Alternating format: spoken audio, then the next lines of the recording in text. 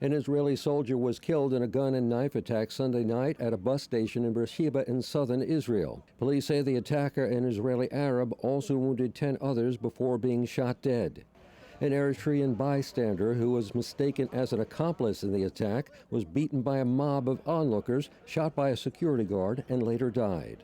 Israeli Prime Minister Benjamin Netanyahu condemned the deadly beating, saying Israel is a law-abiding country and that no one should take the law into their own hands.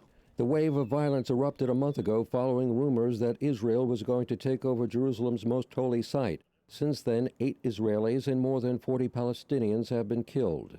A proposal by France to put independent observers at the Hilltop Jerusalem holy site that is revered by both Jews and Muslims has been rejected by Israel. Meanwhile, clashes between Palestinian protesters and Israeli security forces in the West Bank city of Ramallah continued over the weekend amid calls from the UN to quell the violence. We call on all sides to respect the sanctity of all holy sites and reject the extremist elements that are pursuing a political agenda as seeking to transform the current situation from a national to a religious struggle.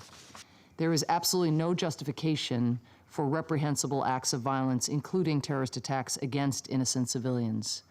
We understand that every government needs to take necessary steps to protect its people. We continue to support Israel's right to defend its citizens.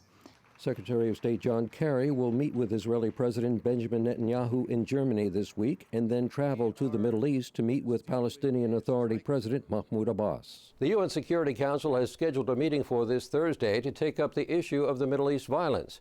They will also be considering an Arab proposal that seeks to insert a protection force from the UN in occupied East Jerusalem. Frank Uciardo, Arise News, the United Nations.